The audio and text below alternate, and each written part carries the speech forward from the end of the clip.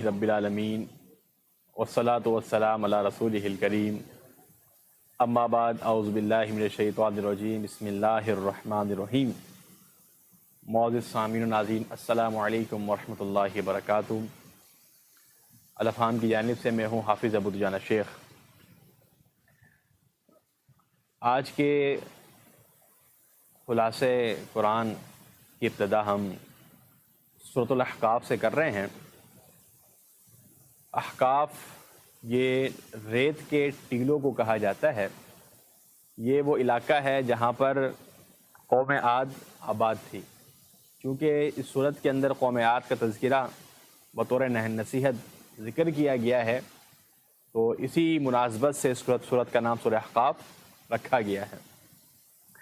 اچھا جی، شروع کے اندر اللہ رب العالمین کی تخلیقات کا تذکرہ، پھر مشرکین جو اپنے بتوں کو پوج رہے ہیں اللہ کے علاوہ، انہوں نے جو اپنے شرکا بنائے ہوئے ہیں، تو یہ ان کی کسی بھی پکار کو نہیں سنتے، ان کی کسی پکار کا جواب نہیں دیتے، اور روز قیامت جب یہ اپنے شرکا سے ملاقات کریں گے، اپنے بنائے ہوئے مزعومہ معبودوں سے ملاقات کریں گے، تو قرآن نے نقشہ کھینچا ہے وَهُمْ عَنْ دُعَائِهِمْ غَافِلُونَ، کہ ان کے مزعومہ معبود اس دن ان کی تمام دعاؤں سے غافل ہوں گے، انکار کر دیں گے، جی ہمیں تو کچھ نہیں پتہ کہ آپ ہمیں پکارا کرتے تھے، آپ ہمارے لیے چراغاں کیا کرتے تھے، ہمارے لیے اگربتیاں جلایا کرتے تھے، ہمارے نام پر فلاں فلاں چندے جمع کیا کرتے تھے، ہمارے نام پر فلاں فلاں کام کیا کرتے تھے، ہماری قبروں پہ چادر چڑھایا کرتے تھے، اور نہ جانے کیا کچھ خرافات اور کیا کچھ بدعات سر انجام دیا کرتے تھے۔ وَهُمْ عَنْ دُعَائِهِمْ غَافِلُونَ، وہ کہیں گے کہ ہمیں کچھ نہیں پتہ، وہ انکار کر دیں گے اس بات کا۔ تو لہٰذا یہ مشرکین جو بات کر رہے ہیں، جو یہ اپنے مزعومہ امور انہوں نے گھڑے ہوئے ہیں، ان کی کوئی وقت کوئی حیثیت نہیں ہے۔ اچھا جی، آگے فرمایا گیا قُلْ مَا كُنْتُ بِدْعًا مِنَ الرُّسُلِ، کہ بات کیا ہے اللہ کے نبی کریم صلی اللہ علیہ وسلم، آپ کہہ دیجئے ان کو کہ میں کوئی نیا پیغمبر نہیں ہوں، کہ پیغمبری کی ابتدا مجھ سے نہیں ہوئی، مجھ سے پہلے لاتعداد پیغمبر آ چکے ہیں، مجھ سے پہلے لاتعداد رسول نبی آ چکے ہیں، میں تو آخری رسول ہوں، میں تو آخری پیغمبر ہوں۔ یہ سلسلہ کوئی نیا نہیں ہے جس کو دیکھ کے تم چونک رہے ہو اور اللہ رب العالمین کی آیت کا انکار کر رہے ہو۔ سلسلہ نبوت تو عرصے سے چلا ہوا آ رہا ہے، جب سے یہ دنیا کے اندر آدم علیہ السلام کو بھیجا گیا ہے، تب سے پورا سلسلہ یہ چل رہا ہے۔ میں اس سلسلے کی آخری کڑی ہوں، تو یہ سلسلہ کوئی نیا نہیں ہے۔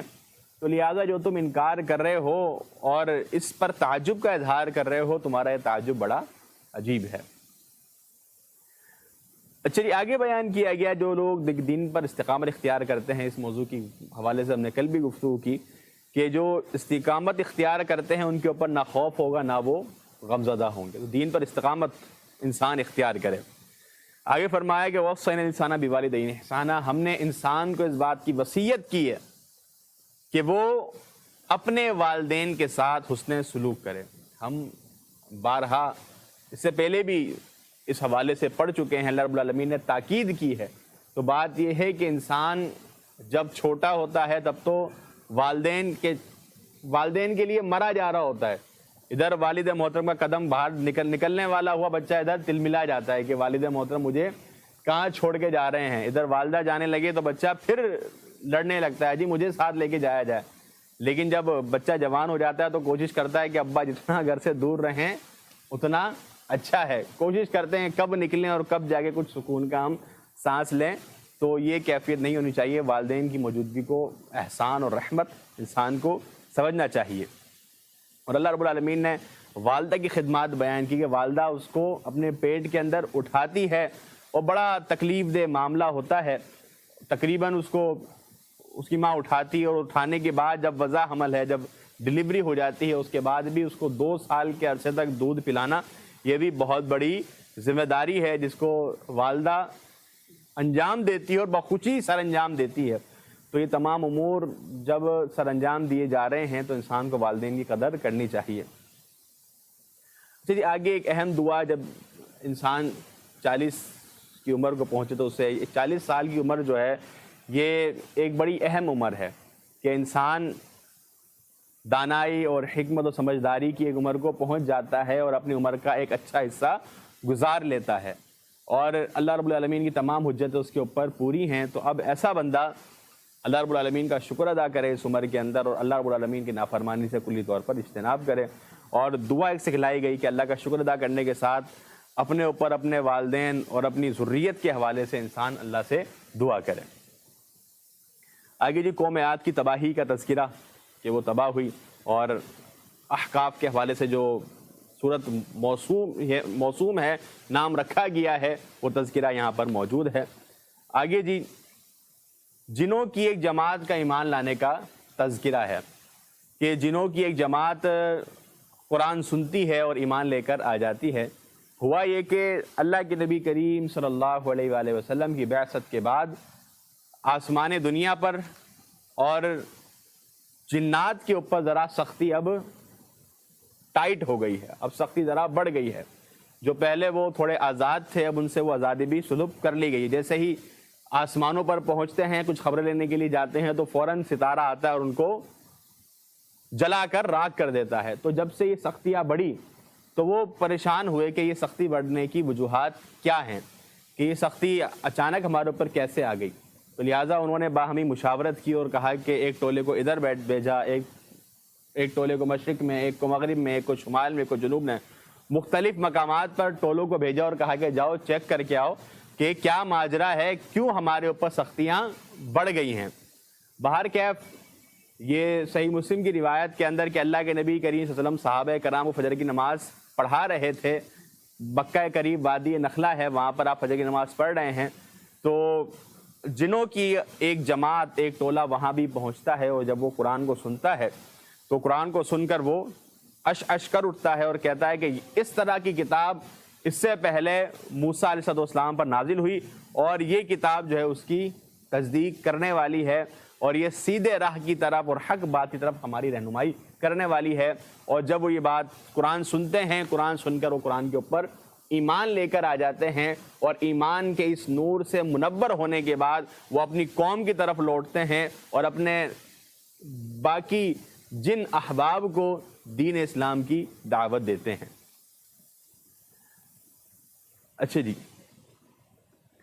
اچھا یہاں پر انجیل کے بجائے تورات کا ذکر اس لیے کیا گیا کیونکہ تورات جو ہے وہ جامع ہے، تورات جو ہے وہ جامع ہے۔ انجیل کے اندر میں نے پہلے ہی بتایا تھا کہ وہ چند صفحات پر مشتمل، صرف اور صرف خوشخبری اور چند اخلاقی تعلیمات پر مشتمل ہے، جبکہ تورات ایک جامع اور اس کے اندر مستقل احکامات موجود ہیں۔ اور حضرت عیسیٰ علیہ السلام کے دور کے اندر بھی تورات کی شریعت چل رہی تھی۔ آپ نے کہا کہ تورات کا ایک شوشہ بھی منسوخ نہیں ہوا ہے، تورات اسی طرح اس کے احکامات پر عمل ہوتا رہے گا، تو لہذا یہاں پر اسی لیے تورات کا تذکرہ کیا گیا۔ سورت کے آخر کے اندر اللہ کے نبی کریم صلی اللہ علیہ وآلہ وسلم کو اولو العزم رسولوں کی طرح صبر کرنے کا حکم دیا گیا۔ اولو العزم پیغمبر کون کون ہیں؟ نوح علیہ السلام، ابراہیم علیہ السلام، موسیٰ علیہ السلام اور عیسیٰ علیہ السلام اور محمد مصطفیٰ صلی اللہ علیہ وآلہ وسلم، یہ اولو العزم پیغمبر ہیں۔ ان کے اوپر زیادہ غم، زیادہ پریشانیاں، زیادہ دکھ ٹوٹے ہیں، لیکن ان تمام پریشانیوں، ان تمام دکھوں کے باوجود بھی وہ اللہ رب العالمین کی ذات پر توکل کرنے والے اور اس کے دین کے ساتھ جڑنے والے ہیں۔ یہاں پر سورہ احقاف مکمل ہوتی ہے۔ سورہ محمد اس کا دوسرا نام سورہ قتال بھی ہے، اور یہ مدنی سورت ہے۔ اس سورت کے اندر جہاد و قتال کے متعلق گفتگو ہوئی ہے، تو لہذا اس وجہ سے اس کا نام سورہ قتال بھی ہے۔ اچھا جی، سورت کی ابتدا کے وہ لوگ جنہوں نے کفر کیا اور اللہ رب العالمین کی راہوں سے روکا، ان لوگوں نے اپنے اعمال کو برباد کر لیا، ان کے اعمال برباد ہو چکے ہیں۔ اب چاہے وہ کیسا ہی کوئی بھلا خیر کا کام کریں، ان کے اعمال کی کوئی وقت، کوئی حیثیت نہیں ہے۔ اچھا، اور کامیاب کون لوگ ہیں؟ کہا کہ وہ لوگ جو ایمان لاتے ہیں اور نیک عمل کرتے ہیں، اور جو محمد مصطفیٰ صلی اللہ علیہ وسلم پر نازل کیا گیا ہے اس کے اوپر ایمان لانے والے ہیں، اور جو آپ پر نازل کیا گیا ہے وہ رب کی طرف سے حق ہے، وہ رب کی طرف سے حق بات ہے جو آپ کے اوپر نازل کیا گیا ہے۔ آپ کے اوپر قرآن نازل کیا گیا، اسی طرح حدیث بھی وہی ہے، حدیث بھی وہی ہے، قرآن اور حدیث مل کر مکمل دین بنتا ہے۔ لہٰذا قرآن اور حدیث دونوں حق ہیں، کسی ایک کو قبول کر کے دوسرے کو ترک کرنا کسی بھی صورت درست نہیں ہے۔ بعض احباب حدیث کو وہ شرعی حیثیت نہیں دیتے، بلکہ کہتے ہیں جسٹ ہسٹوریکل ریکارڈ ہے، یہ بات ان کی کسی بھی صورت درست نہیں ہے۔ یہ حدیث بھی وحی ہے، قرآن مجید کی تشریح ہے، اللہ کے نبی کریم صلی اللہ علیہ وسلم پر قرآن بھی نازل ہوا ہے اور حدیث بھی نازل ہوئی ہے۔ اسی بیان کیا گیا کہ جب کفار سے ملاقات ہو تو ان کی گردنیں تم نے اڑانی ہے، جب جنگ کے میدان کے اندر ان سے ملاقات ہو، جب وہ تمہارے سامنے صف باندھ کر کھڑے ہو جائیں اور وہ دین سے روک رہے ہیں، اسلام کے لیے دشمنی ان کے دلوں کے اندر ہے اور مسلمانوں کو نقصان پہنچا رہے ہیں، اب وہ میدان کے اندر آ گئے ہیں تو اب رعایت نہیں کرنی اور ان کے ساتھ مکمل طریقے سے، بھرپور طریقے سے جہاد کرنا ہے۔ آگے فرمایا کہ اے ایمان والو ان تنصر اللہ ینصرکم ویثبت اقدامکم، کہا کہ اے ایمان والو اگر تم اللہ کی مدد کرو گے تو اللہ تمہاری مدد کرے گا اور اللہ تمہارے قدموں کو ثابت کر دے گا، تمہیں ثابت قدمی عطا کر دے گا۔ تو یہاں معلوم ہوا کہ اللہ رب العالمین کی نصرت جو بندہ کرتا ہے اس کے ساتھ اللہ کی مدد شامل حال ہو جاتی ہے۔ تو یہاں پر ایک چھوٹی سی بات کہ اللہ رب العالمین کے دین کی نصرت کے لیے دل کا خالص ہونا بھی اسی اعتبار سے ضروری ہے۔ جیسے کہ میں کہوں کہ میں قرآن مجید کا خلاصہ بیان کر رہا ہوں تو دین کی میں نصرت کے لیے کام کر رہا ہوں، ایک میں یہ بات کہوں، اب یہ بات میں زبانی کہہ رہا ہوں لیکن میرا دل اندر سے مجھے جھٹلا رہا ہو کہ ابو دجانہ صاحب آپ تھوڑے سے کچھ اور چکر ہے، کچھ اور مقصد ہے۔ اگر میری زبان اور میرے دل کے اندر ذاتی طور پر مجھے تضاد محسوس ہو رہا ہوگا تو پھر میں اپنی بات کے اندر اور اپنے کام کے اندر مخلص نہیں ہوں۔ اگر میں دعوت کا کام اخلاص کے ساتھ، کہ بات جو میں زبان سے کہہ رہا ہوں جب دل میں جاگ رہا ہوں، دل بھی کہہ رہا ہے کہ کام بہتر جا رہا ہے، جتنی استطاعت ہے اس حساب سے کام ہو رہا ہے، تو جب دل بھی آپ ساتھ دے گا، دل بھی کہے گا کہ جناب جو آپ کام کر رہے ہیں واقعی میں یہ دین کی نصرت ہے، یہ دین کا کام ہے اور آپ ایک جتنی استطاعت ہے اس حساب سے کام کر رہے ہیں، جب یہ دونوں چیزیں ملیں گی تو انشاءاللہ جب آپ خود مطمئن ہوں گے اپنے کام کے اوپر پھر اللہ کی مدد بھی آئے گی۔ جب آپ کو خود اطمینان نہیں ہوگا اور آپ خود دوسرے مقاصد لے کر دین کی تعلیم کے پیچھے بیٹھے ہوں گے تو مقاصد حاصل ہو جائیں گے لیکن اللہ کی جو مدد ہے انسان اس سے محروم رہے گا۔ تو جب اللہ کی مدد انسان اللہ کے دین کی مدد، اللہ رب العالمین کی ذات، اللہ کی ذات اور اللہ رب العالمین کی اتاری ہوئی شریعت کا بول بالا کرتا ہے اور آگے بیان کرتا ہے، اللہ کے دین کی نصرت کے لیے اپنے آپ کو وقف کر دیتا ہے تو اللہ کی مدد بھی حاصل ہوتی ہے اور اہم چیز کے ثابت قدمی انسان کو عطا ہوتی ہے۔ اچھا جی، آخر اس صورت کے اندر جنت کے مناظر و جہنم کا تذکرہ کیا گیا کہ جنت کے اندر شہد کی نہریں ہیں، اس کے اندر پھل ہیں، اللہ کی طرف سے مغفرت ہے، مغفرت کا ذکر کیا گیا۔ مغفرت بھی یہ بہت عظیم نعمت ہے، اللہ کی طرف سے گناہوں کی معافی یہ بہت عظیم نعمت ہے اور یہ لوگ جو ہیں وہ جنت کے اندر بآسانی رہیں گے۔ اسی طرح جہنمیوں کا تذکرہ کہ جہنمی بڑے ہی سخت عذاب کے اندر ہوں گے۔ اچھا جی، اور آگے جو جہاد کا حکم ہے اس کے متعلق بات ہوئی، جہاد تم پر جو فرض کیا گیا، تم پر لازم کیا گیا، اس کی وجہ یہ ہے کہ جو تمہارے اندر کھوٹ دل والے ہیں، جن کے دلوں کے اندر کھوٹ ہے، جن کے دلوں کے اندر مرض ہے، کجی ہے، ان کا پتہ چل جائے، ان کا پتہ چل جائے، وہ خود ہی واضح ہو جائیں گے۔ آپ دیکھ لیں کہ غزوہ احد کے اندر جو عبداللہ بن ابی ہے وہ اپنے ساتھ اپنے بقایا ساتھی لے گیا اور اس طرح جو منافقین ہوتے ہیں وہ ہمیشہ اس طرح کی چال بازیاں کرتے ہیں۔ ہم نے پیچھے غزوہ احزاب کو پڑھا، اس کے غزوہ تبوک کے اندر بھی کیا تھا کہ جو منافقین تھے وہ بھی کہنے لگے کہ ہم مسلمان جا رہے ہیں جس لشکر سے لڑنے کے لیے وہ تو بڑا جنگجو ہے، ہم نکلیں گے تو زندہ واپس نہیں آئیں گے، لہٰذا وہ پیچھے ہٹ گئے اور جہاد میں شامل نہیں ہوئے۔ تو جہاد اور قتال کا بنیادی معاملہ یہ کہ پتہ چل جاتا ہے کون اللہ کے دین پر صحیح معنی میں عمل کرنے والا ہے، کس کے دل کے اندر اتفاق ہے۔ میں نے ابھی جو بات کی اس بات کو ریلیٹ کریں کہ انسان کا دل خود ہی بتا رہا ہوتا ہے، کہ یار سچا ہے، تو صحیح ہے، اللہ کے لیے نکل، مر جائے گا تو اللہ کی ذات اجر دینے والی ہے۔ اور جب دل ہی کہہ رہا ہوگا جی پہلے کچھ عمل تو کر لے، پہلے کچھ کام تو کر لے پھر نکلنا ہے، وہ دل ہی جب مطمئن نہیں ہوگا تو انسان اپنے قدم کیا بڑھائے گا؟ تو پتہ چل جاتا ہے کہ دل کے اندر مرض ہے یا دل کے حالات درست ہیں، تو جہاد سے بنیادی فرق واضح ہو جاتا ہے۔ آگے فرمایا افلا یتدبرون القرآن ام علی قلوب اقفالها، کہ یہ قرآن پر غور و فکر کیوں نہیں کرتے، کیا ان کے دلوں کے اوپر تالے لگے ہوئے ہیں؟ تو قرآن پر غور و فکر کرنا اور قرآن پڑھنا، اس کو سمجھنا، یہ اللہ کی بڑی رحمت ہے۔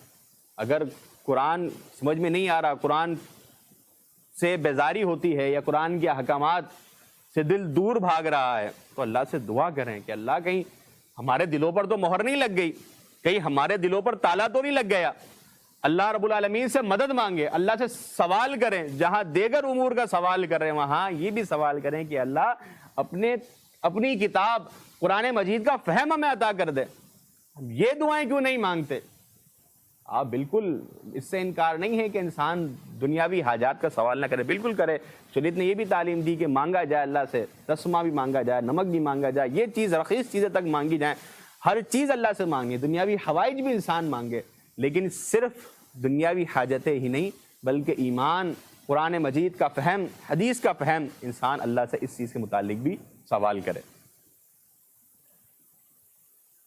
اچھا جی، آگے اللہ کی راہ کے اندر انفاق کرنے کا حکم اور بخل سے بچنے کی تنبیہ کی گئی، اور پہلے ایک بہت اہم بات کہ یا ایھا الذین آمنوا اطیعوا اللہ واطیعوا الرسول ولا تبطلوا اعمالکم، کہ ایمان والو اللہ اس کے رسول کی اطاعت کرو، اپنے اعمال کو برباد نہ کرو۔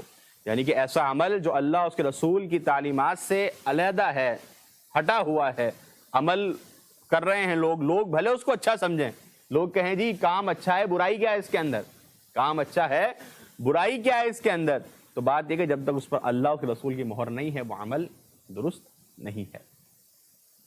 آگے دی سورۃ الفتح، یہ مدنی سورت ہے، اس کا ایک اختصار سے تھوڑا سا تجزیہ کر لیتے ہیں۔ انا فتحنا لک فتحا مبینا، اللہ کے نبی کریم صلی اللہ علیہ وسلم کو خواب کے اندر دکھلایا گیا کہ آپ عمرے کے لیے نکلے ہیں۔ یہ سن 6 ہجری کا واقعہ ہے۔ تو آپ صلی اللہ علیہ وسلم نبی ہیں، نبی کا خواب وہی ہوتا ہے، تو آپ صحابہ کرام کو لے کر عمرے کے لیے نکلے ہیں مکہ کی طرف۔ تو وہاں پر حدیبیہ کے مقام کے اوپر آپ کو مشرکین کی جانب سے روک دیا گیا ہے، اور آپ کو حج کرنے، اب آپ کو عمرہ کرنے کے لیے مکہ میں داخل ہونے نہیں دیا گیا، آپ کو وہیں روک لیا ہے۔ تو اس موقع پر ایک معاہدہ اللہ کے نبی کریم صلی اللہ علیہ وسلم اور کفار درمیان طے پایا تھا، جسے صلح حدیبیہ کہا جاتا ہے۔ جب صلح حدیبیہ کا واقعہ پیش آیا تو اس موقع پر صحابہ کرام اس بات کو محسوس کر رہے تھے کہ ہم معاہدہ ان سے کیوں کر رہے ہیں، کیونکہ شرطیں جو اس وقت پیش کی جا رہی تھی کفار کی طرف سے، وہ بظاہر ساری کی ساری کفار کے حق میں ہی تھی۔ کہ اس میں ایک شرط یہ تھی کہ ہماری طرف سے کوئی بندہ آپ کے پاس آئے گا اسلام قبول کر کے، تو آپ اس کو واپس کریں گے، آپ اس کو واپس کریں گے، اور آپ کا کوئی بندہ ہمارے پاس آ گیا تو ہم واپس نہیں کریں گے۔ اور اسی طرح اور بھی انہوں نے شرط رکھی کہ آج اس سال آپ عمرہ کرنے کے لیے آ رہے ہیں تو ہم آپ کو عمرہ کرنے نہیں دیں گے، آپ اگلے سال آئیے گا، اگلے سال ہم آپ کو عمرہ کرنے دیں گے۔ تو اس طرح کی انہوں نے کئی کڑی شرائط ایسی لگائی جو کہ صحابہ کرام کو محسوس ہوا کہ یہ معاہدہ درست نہیں ہے، ان کے خلاف جہاد ہونا چاہیے۔ حضرت عمر بن خطاب رضی اللہ تعالیٰ عنہ اللہ کے نبی کریم صلی اللہ علیہ وسلم کے پاس آتے ہیں اور فرماتے ہیں اللہ کے رسول صلی اللہ علیہ وسلم، کیا جب ہم ان سے جنگ کریں گے، جہاد کریں گے، کیا ہمارے شہید جنت میں نہیں جائیں گے؟ آپ نے فرمایا کہ جی ہاں جائیں گے۔ کہا کہ یہ جہنم واصل نہیں ہوں گے؟ کہا کہ ہوں گے۔ تو کہا کہ آپ ان کے ساتھ قتال کریں۔ تو آپ نے فرمایا کہ ابھی یہ معاہدہ یہ زیادہ بہتر ہے، اور یہی بات ہوئی کہ یہی معاہدہ ہے جو کہ اس کے بڑے ہی مثبت اثرات ہوئے، اور فتح مکہ تک جو کہانی پہنچی ہے، جو فتح مکہ جو ہوا ہے، وہ بھی اس صلح حدیبیہ کے اوپر جو مشرکین نے اس کی جو خلاف ورزی کی ہے اس کے نتیجے کے اندر فتح مکہ ہوا ہے۔ تو مسلمانوں کے لیے بڑا ہی سودمند ثابت ہوا۔ بظاہر مسلمان اس موقع پر ان کے حق کے اندر ایسا محسوس ہو رہا تھا کہ ہماری مخالفت میں فیصلہ ہو رہا ہے، اور یہ فیصلہ مشرکین اپنی بات ہم پر تھوپ رہے ہیں، لیکن اللہ کے نبی کریم صلی اللہ علیہ وسلم کی کمال حکمت اور آپ کی یہ دور اندیشی تھی کہ یہ اسلام کے لیے بڑا ہی سود مند ثابت ہوا۔ تو اللہ رب العالمین نے اس صلح حدیبیہ کو قرآن کے اندر فتح مبین قرار دیا۔ کیا قرار دیا؟ فتح مبین، واضح فتح۔ تو لہٰذا یہ بڑا ہی سود مند مسلمانوں کے لیے ثابت ہوا۔ اچھا، اس دوران کیا ہوا تھا کہ جب مشرکین کے ساتھ معاملات چل رہے ہیں تو اللہ کے نبی کریم صلی اللہ علیہ وسلم نے حضرت عثمان رضی اللہ تعالیٰ عنہ، عثمان غنی رضی اللہ تعالیٰ عنہ کو مشرکین کی طرف بھیجا ہے تو اپنا سفیر بنا کر۔ تو انہوں نے کیا کیا کہ آپ کو روک لیا، آپ کو جانے نہیں دیا۔ تو یہاں پر اطلاع آئی کہ آپ کو شہید کر دیا گیا ہے۔ تو اللہ کے نبی کریم صلی اللہ علیہ وسلم نے تمام صحابہ کرام سے جہاد کے لیے بیعت لی۔ بیعت لینے کے بعد آپ نے اپنا ہاتھ اپنے ہاتھ کے اوپر رکھا اور کہا کہ میرا ہاتھ یہ عثمان کا ہاتھ ہے۔ آپ نے یہ بیعت کر لی تھی کہ پھر اطلاع آتی ہے کہ حضرت عثمان رضی اللہ تعالیٰ عنہ جو ہیں وہ صحیح سالم ہیں، آپ شہید نہیں ہوئے ہیں، بلکہ انہوں نے محض آپ کو کچھ وقت کے لیے روکا ہے۔ تو اللہ رب العالمین نے اس درخت کے نیچے اللہ کے نبی صلی اللہ علیہ وسلم کے ہاتھ پر بیعت کرنے والے تمام صحابہ کرام متعلق فرمایا کہ اللہ رب العالمین ان سے راضی ہو چکا ہے،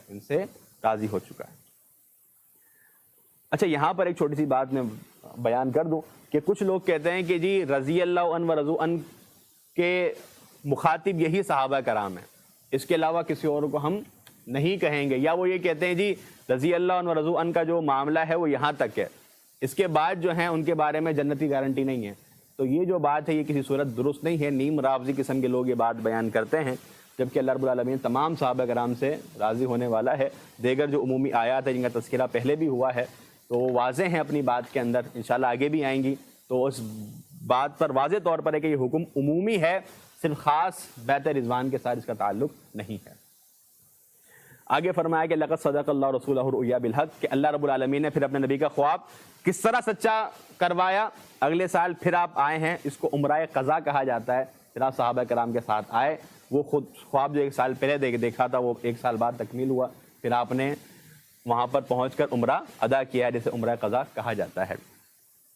آگے جی اللہ کے نبی کریم صلی اللہ علیہ وسلم کے صحابہ کی تعریف ہو رہی ہے کہ یہ اشداء علی الکفار رحماء بینہم، کہ کافروں کے اوپر سخت ہیں اور باہمی محبت رکھنے والے ہیں، اور رکوع اور سجود کے اندر اللہ کا فضل تلاش کرتے ہیں، ان کے چہروں کے اوپر سجدہ کرنے کی وجہ سے نشان اور اثرات موجود ہیں، ان کی مثال تورات اور انجیل کے اندر بھی موجود ہے۔ تو اللہ رب العالمین نے اللہ کے نبی کے وسلم کے صحابہ کی تعریف بیان کی ہے، اور آگے فرمایا کہ اللہ نے ان سے مغفرت اور اجر عظیم کا وعدہ کر رکھا ہے۔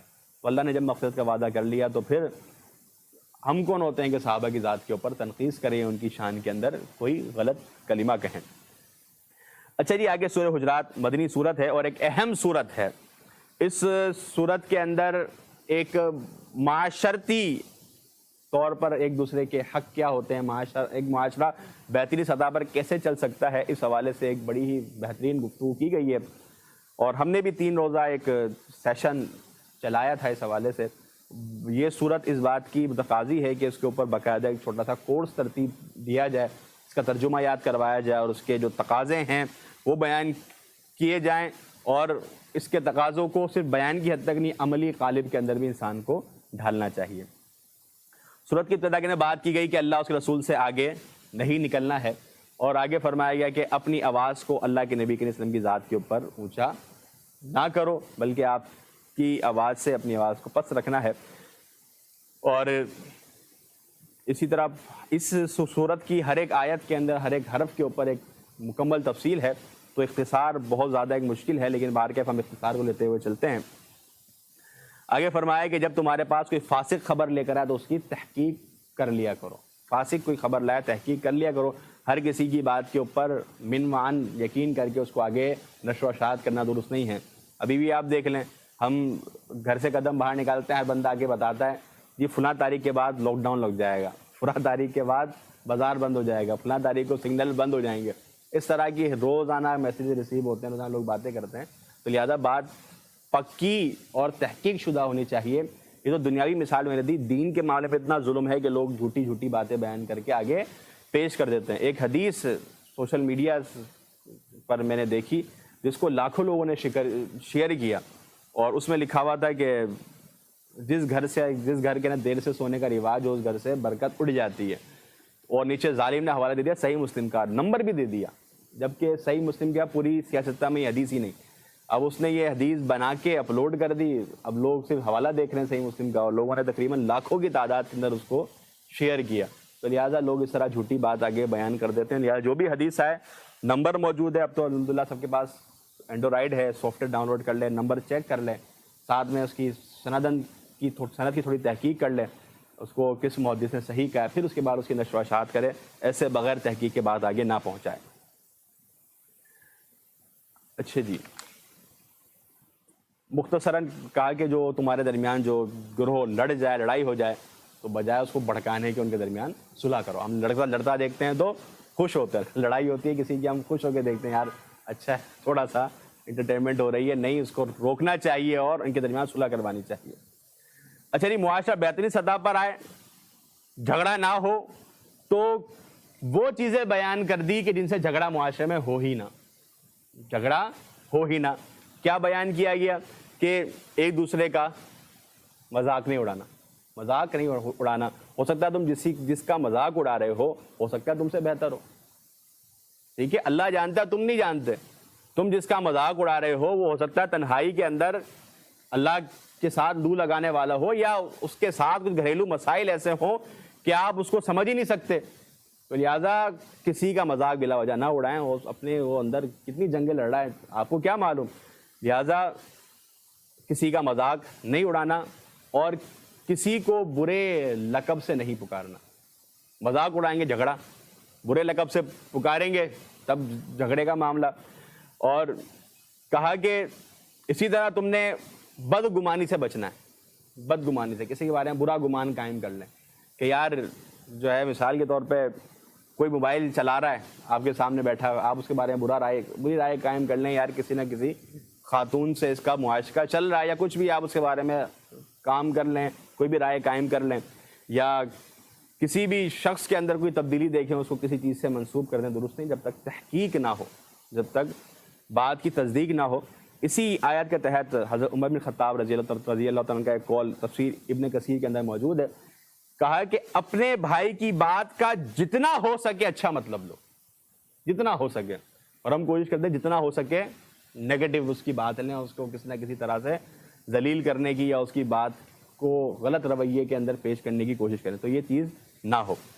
اور جاسوسی نہیں کرنی بلا وجہ کان لگا کہ یار یہ کیا باتیں ہو رہی ہیں. اب وہ بات شاید کسی اور رائے میں ہو رہی ہو, لیکن آپ کے کان میں جو پڑے گی یار یہ یہاں سے وہاں. انسان کے اندر بھی تو ہے نا کہ عقل مند کے لیے اشارہ کافی ہے, لیکن وہ عقل مند اپنے اشارے سے غلط فائدہ اٹھاتا ہے, اس اشارے کو کہیں اور موڑ دیتا ہے. تو لہٰذا جاسوسی نہیں کرنی, اسی طرح کسی کی غیبت نہیں کرنی. اللہ نے فرمایا کہ اللہ نے تمہیں پیدا کیا ایک مرد اور ایک عورت سے, اور تمہیں ذاتوں میں اور قبیلوں میں تقسیم اس لیے کیا ہے تاکہ تمہاری پہچان ہو سکے.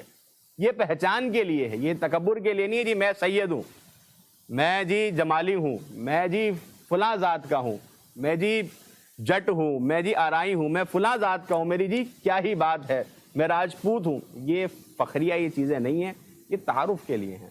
اور فخر کس بات پر ہے, ان اکرمکم عند اللہ اتقاکم, کہ عزت احترام اللہ کے یہاں پر جو ہے وہ تقوی کی بنیاد پر ہے, اور تقوی بھی اللہ جانتا ہے. ہم ابھی انشاءاللہ تذکرہ کریں گے. فرمایا گیا فلا تزکوا انفسکم هو اعلم بمن اتقى, کہ اپنے تقوی کا خود تذکرہ نہ کرو, اللہ جانتا ہے کون متقی ہے. اپنی ڈھینگے مارو جی میں بڑا متقی ہوں, بڑا پرہیزگار ہوں, اپنی ہی نشر و اشاعت کرتے رہے, نہیں جی اللہ جانتا ہے. لہٰذا تقوی کا بھی ٹیگ اپنے اوپر لگا کر خود کو بڑا نہیں سمجھا جی میں نے 4-5 نمازیں پڑھ لی ہیں تو اگلا ایک آدھ پڑھتا رہا اس کو ذرا تضحیق کرنا یا اس کا مذاق اڑانا, یا آپ نے 4 کتابیں زیادہ پڑھ لی ہیں اگلے نے 2 پڑھی ہیں تو اس کی تضحیق کرنا, یہ درست نہیں ہے. اللہ نے آپ کو نوازا ہے تو اللہ کی ذات سے اچھائی کی امید رکھیں, نیکی کی امید رکھیں, لوگوں کے لیے وبال جان نہ بن جائیں. تو لہذا تقوی کی بنیاد پر اللہ کے یہاں پر عزت اور احترام انسان کو ملنے والا ہے. اچھا جی, آخر کے اندر بیان کیا گیا, ویسے تو میں نے کہا کہ ہر ایک لفظ اس صورت کا ایک الگ تفصیل کا متقاضی ہے. کہا کہ اسلام جو تم لے کر آئے ہو نا, اسلام لا کر احسان نہیں جتلاؤ, بلکہ یہ اللہ کا احسان ہے کہ تمہیں توفیق اسلام دی ہے. یہ اللہ کا احسان ہے. یہ تو لاتعداد لوگ ہیں کہ اتنی نشانیاں دیکھ کر بھی گمراہی کا شکار ہو جاتے ہیں. اچھا جی، سورہ قاف یہ جمعے کے دن اللہ کے نبی صلی اللہ علیہ وسلم خطبے میں پڑھا کرتے تھے، اور لوگوں کا تذکرہ کہ لوگ جو ہے وہ تعجب کرتے ہیں اس بات پر کہ اللہ کے نبی صلی اللہ علیہ وسلم کے درمیان بھیجے گئے ہیں، اور پہلے بات ہو چکی ہے کہ تعجب بھی ان کا عجیب ہے۔ اچھا جی، اور کہا کہ جب موت آ جائے گی تو انسان سے کہا جائے گا کہ بھائی یہ موت ہے جس سے تو بھاگ رہا تھا، بڑی کوشش کی بھاگنے کی، لیکن موت نے تو سر پر آنا تھا اور ایک دن تو نے مرنا تھا۔ اور پھر جو گناہ کی حالت میں مرا ہے، برائی کی حالت میں مرا ہے، اس کا انجام بیان کیا گیا، اور انجام بیان کرنے کے بعد بتایا کہ وما انا بظلام للعبید، اللہ بیان کر رہا ہے بندوں پہ ظلم کرنے والا نہیں ہوں، غلطی کوتاہی تمہاری ہے کہ تم اللہ کے احکامات پر عمل کرنے والے نہیں تھے۔ اور جہنم کی کیفیت بیان کی گئی کہ ہم روز قیامت جہنم سے پوچھیں گے کیا تو بھر گئی؟ کہا کہ وہ کہے کہ حل من مزید، کہ اور ہیں تو جگہ ان کے لیے خالی ہے، جگہ ان کے لیے خالی ہے۔ فرمایا گیا کہ 1000 میں سے صرف ایک جائے گا جنت میں، باقی جائیں گے جہنم کے اندر، ایسے جہنم کو بھرا جائے گا۔ تو لہٰذا اللہ رب العالمین ہم سب کو جہنم کی لو سے بھی محفوظ رکھے۔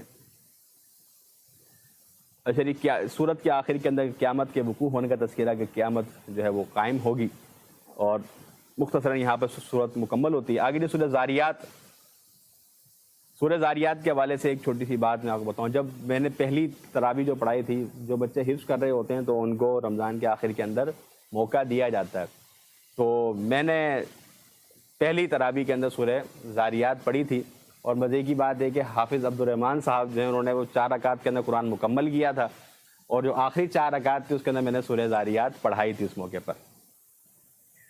اچھا جی، اللہ رب العالمین نے ہواؤں کی قسم کھائی ہے اور اللہ کے نبی کریم صلی اللہ علیہ وسلم کی ذات کی تصدیق کی ہے، اور متقین کے متعلق بتایا گیا کہ متقین کا انجام جو ہے وہ بہت اچھا اور بہت اعلیٰ ہے۔ اور آگے ابراہیم علیہ السلام کا تذکرہ، جب ان کے پاس فرشتے مہمان بن کر آئے ہیں اور آپ کو اولاد کی خوشخبری دی ہے، اس موقع پر آپ کی زوجہ نے اپنے چہرے کے اوپر حیرت سے ہاتھ مارا کہ میں بانجھ ہوں تو اللہ اس عمر کے اندر مجھے اولاد سے نوازے گا۔ اور پھر آپ نے پوچھا، یہاں پر ہمارا 26واں پارہ مکمل ہو گیا، 26واں پارہ مکمل ہو گیا ہے۔